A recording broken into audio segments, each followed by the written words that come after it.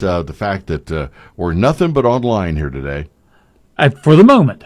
For the moment, yes. AEP kind of turned off our water, and but that's okay. Bill Toole, a local legend, sent me a nice text and said he listens to us every single morning. Yeah. So thanks, Bill. Well, they're piling on here this morning. We've got quite a list. And again, if you'd like to let us know where you're listening from, we're having a little impromptu contest to win a radio this morning. And that would be Steve Hayes, 993 at yahoo.com. All right, it is 7:02, and time for the news brought to you by our good friends at Smith Discount Pharmacy, corner of 2nd and Chillicothe, across from the schools, South Webster, Maine, their newest location in Minford, serving you since 1925. Downtown sunshine is here, 56 degrees, and here's Bill. Thank you, Stephen. Good morning, everybody. On the local election front, yesterday, our county's developmental disabilities levy renewal won by a nearly 3-1 margin, despite one of the lowest turnouts for an election in many years. Now, the unofficial tally shows 2,175 voted for the renewal, while only 651 were against the levy. Also winning last night was a levy for the operation of a senior center in Jefferson Township. It's estimated that only 6% of all eligible voters in Scioto County cast their ballot for this primary.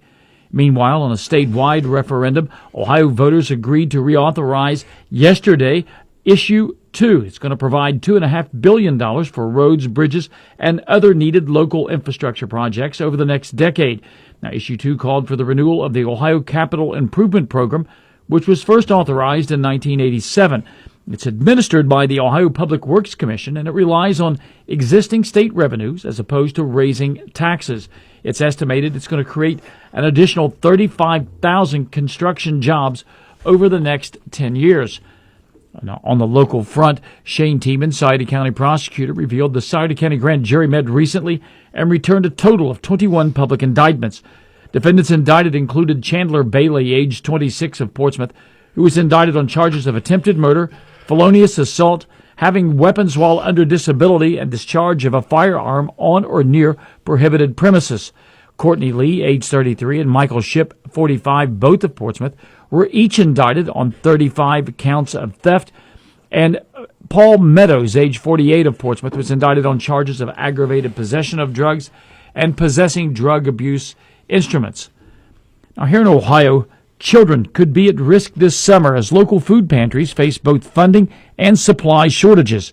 Bryn Caswell reports. It's a trickle-down effect. Budget shortfalls and rising costs are already impacting area pantries. But some organizers fear the first group of people to be impacted, unfortunately, will be children. The Mid-Ohio Food Collective is already operating with fewer resources as it prepares for an influx this summer. OFC is set to lose $6.6 million in federal funding next month. The executive director, Matt Habash, is worried the next federal funding cuts will come from its summer feeding program. USDA funding is set to expire June 30th, the same day the state budget is due, which is about a month after schools are out of session. And in a somewhat connected story, recent federal cuts made to the National Endowment for the Arts budget by the Trump administration have forced a local business to pause their work, as the Trillium Project and Second Glance have both suspended operations.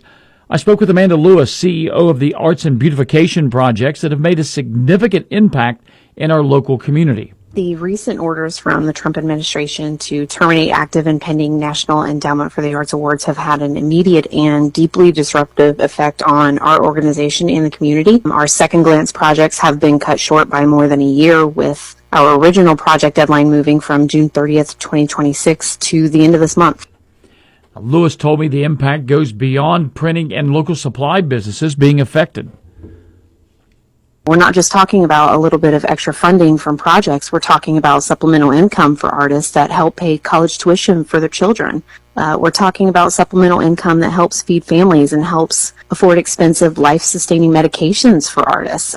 It's more than a loss of revenue. It's losing the small amount of financial stability that they've been able to create for themselves during a time of uncertainty and fear. The month of May is Mental Health Awareness Month, and Shawnee Family Health Center is hosting an event on today at the Scioto County Clinic located at 901 Washington Street here in Portsmouth from 11 a.m. until 2 p.m. Now, this is a free event to the community. Come join them for lunch. Hot dogs, chips, cookies, and water. There's going to be a raffle, swag, and mental health information offered during the day. Again, that's from 11 a.m. to 2 p.m. at the Scioto County Health Clinic. For Mix 99.3 News, I'm Bill Shope. Just taking a look at the leaderboard here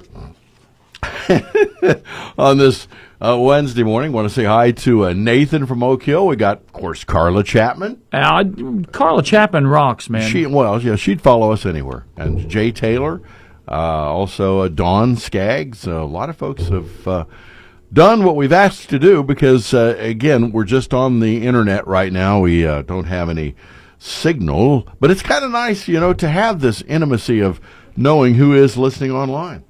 Besides those crazy madcaps in Helsinki, yes. Yes. Well, here's the thing, and again, you brought up a good point earlier. I don't know what time it is in Helsinki. It could be 3 o'clock in the morning. It's about 6 hours ahead of us. Oh, 6 hours ahead of us. Yes. So actually, we kind of do afternoons in Helsinki. That's why we have such a big listening audience, yes. Yes, everybody's up in hell. Anyway, just want to tell everybody that, of course, some things going on here today. Mother's Day is coming up this weekend, and I thought I'd save this for you because when you celebrate Mother's Day on Sunday, Bill, you remember the sheer hell you put your poor mom through as you were growing up and finding your way in the world. See, I've had my frontal lobe corrected, and I don't remember those things anymore. So I think you and I and everybody owe moms, whether they're here or not, a huge apology. And we will, from the Get Up and Go show.